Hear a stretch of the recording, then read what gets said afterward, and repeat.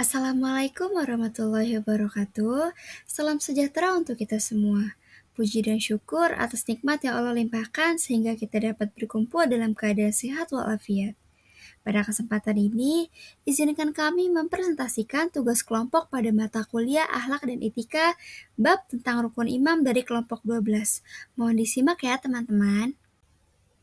Menurut bahasa, rukun bermakna pilar-pilar atau tiang yang menegakkan sesuatu.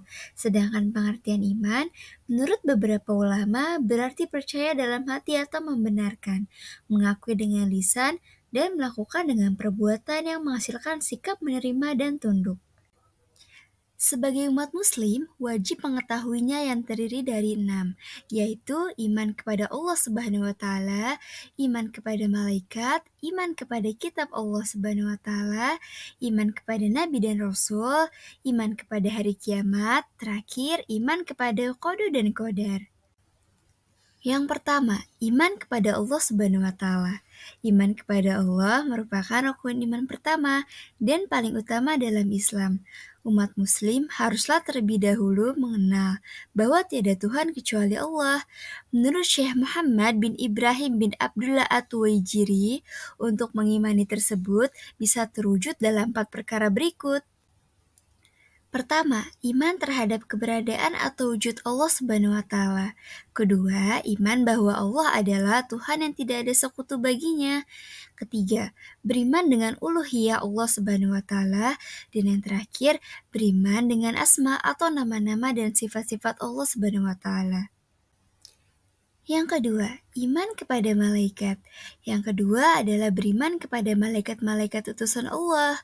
Makna dari beriman kepada para malaikat adalah untuk mengimani atau meyakini bahwa Allah Subhanahu wa taala telah menciptakan para malaikat dalam keadaan berikut. Pertama, malaikat bukanlah laki-laki ataupun perempuan. Kedua, tidak makan dan tidak minum. Yang ketiga, malaikat tidak tidur. Yang keempat, tidak menikah dan tidak memiliki nafsu.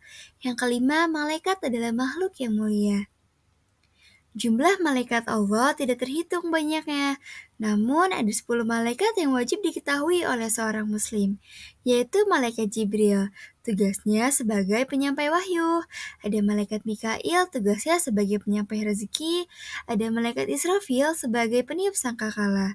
Ada malaikat Izrail sebagai pencabut nyawa. Ada malaikat Munkar Nakir sebagai penanya di ruh di alam barzah.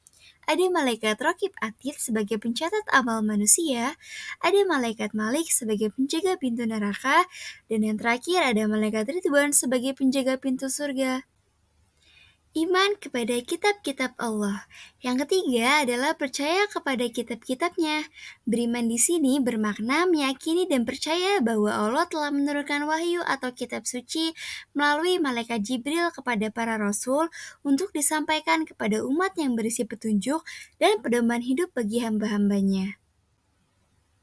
Jumlah kitab yang Allah telah turunkan berjumlah 4 kitab. Keempat kitab tersebut adalah Al-Quran diturunkan untuk Nabi Muhammad SAW, kitab Injil diturunkan untuk Nabi Isa, kitab Taurat diturunkan untuk Nabi Musa, dan kitab Zabur diturunkan untuk Nabi Daud. Iman kepada Nabi dan Rasulnya. Yang keempat adalah iman kepada Nabi dan Rasul Allah Subhanahu wa taala. Artinya, setiap muslim meyakini bahwa para nabi dan rasul adalah utusan Allah untuk menyampaikan wahyunya. Adapun perbedaan nabi dan rasul adalah seorang nabi belum tentu rasul, sementara seorang rasul sudah pasti seorang nabi. Jumlah keseluruhan nabi menurut satu riwayat adalah 124.000 nabi. Sementara para rasul keseluruhan berjumlah 313 orang. Dari sekian banyak nabi dan rasul Allah yang wajib kita ketahui hanya 25 saja. Berikut daftar ke-25 nabi dan rasul yang wajib kita ketahui tersebut. Dimulai dari Nabi Adam alaihissalam, Nabi Idris alaihissalam, Nabi Nuh alaihissalam, Nabi Hud alaihissalam, Nabi Saleh alaihissalam, Nabi Ibrahim alaihissalam, Nabi Lut alaihissalam, Nabi Ismail alaihissalam, Nabi Ishaq alaihissalam, Nabi Yakub alaihissalam, Nabi Yusuf alaihissalam, Nabi Yakub alaihissalam, Nabi Syu'ib alaihissalam, Nabi Musa alaihissalam, Nabi Harun alaihissalam, Nabi Zulkifli alaihissalam, Nabi Daud alaihi salam, Nabi Sulaiman alaihi salam, Nabi Ilyas alaihi salam, Nabi Ilyas alaihi salam, Nabi Yunus alaihi salam, Nabi Zakaria alaihi salam, Nabi Yahya alaihi salam, Nabi Isa alaihi salam, dan yang terakhir Nabi Muhammad sallallahu alaihi wasallam. Iman kepada hari kiamat.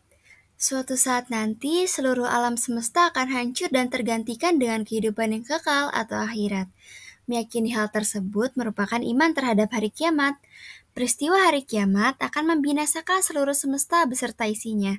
Peristiwa tersebut terjadi dalam dua fase, yakni kiamat sugro atau kecil dan kiamat kubro atau besar. Kiamat sugro adalah terjadinya kejadian hancurnya jagat raya dengan skala yang kecil. Misalnya adalah bencana alam seperti tsunami, gempa bumi, gunung meletus, banjir, dan sebagainya.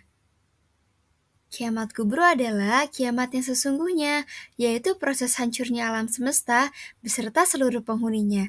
Kiamat kubro ini merupakan salah satu tanda dimulainya kehidupan akhirat. Dengan demikian, manusia akan mulai ditimbang dan dipertanggungjawabkan dengan segala amalnya di dunia. Tanda-tanda hari kiamat kubro ini adalah munculnya Dajjal, turunnya Yakjuj Makjuj, terbitnya matahari dari barat, dan lain-lain. Demikian presentasi yang bisa kami sampaikan pada kesempatan hari ini. Kami mohon maaf yang sebesar-besarnya apabila ada tutur kata maupun tindakan yang kurang berkenan bagi saudara dan saudari sekalian. Dengan ini, presentasi hari ini kami tutup. Terima kasih atas waktu dan kehadirannya. Wassalamualaikum warahmatullahi wabarakatuh.